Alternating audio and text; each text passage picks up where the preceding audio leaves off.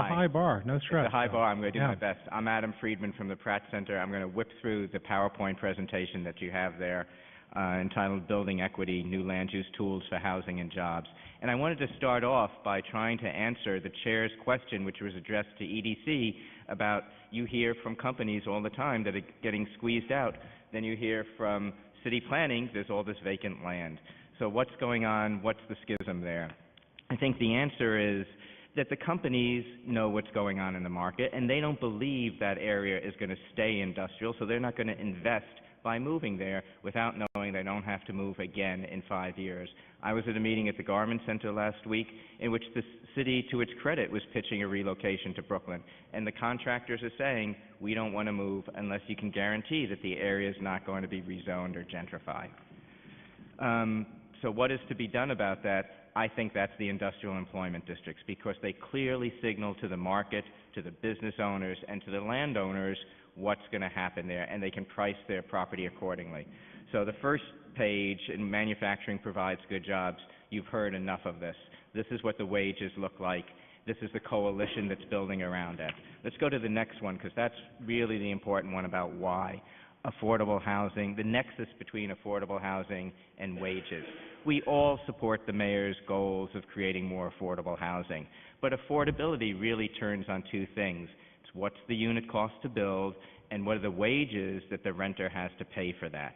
And different jobs have different wages. And this chart analyzes how much a household that earns an industrial wage has for housing costs versus how much somebody in retailing has for housing costs. And if you figure 30% of your income goes to rent, it shows you the difference in what can be afforded and how much more the city would have to subsidize the household of the retail wage earner. When you figure it all out, you do all the math, it equals about $100,000 per unit in additional capital expense that the city would incur for subsidizing the household of a retailer. And the next page just gives you the detail on that, why it turns out to be over $100,000 more that the industrial household can afford. So let's go to what is page 4. Current M zoning is inadequate.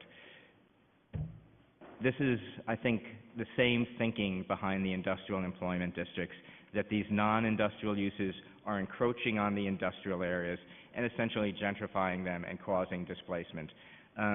Yesterday, the Furman Center released a study concluding that 23% of the square footage of industrial space had been lost just within the past 10 years. And there was a lot of debate that you had earlier on that point.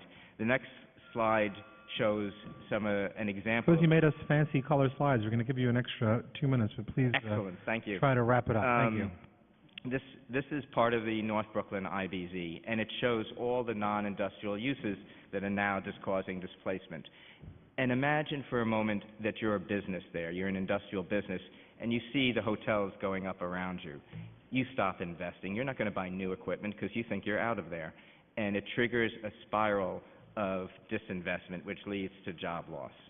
The next page is just before and after a 10-year period to show you what happened in that same area and give you an idea of on the ground what it looks like, what it feels like, the increase in commercial and non-industrial uses. The next slide is about the current MX zoning, and there was a lot of discussion about mixed-use zones. This is what happened in one of the North Brooklyn MXs.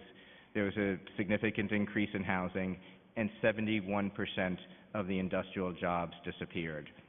And what I heard the city saying, which was not responsive, I think, to your questions about the industrial employment districts, was in M2 and M3 areas, which are very intense industrial areas, and where the city needs a parking lot or an asphalt plant, that's where we'll preserve solid industrial areas.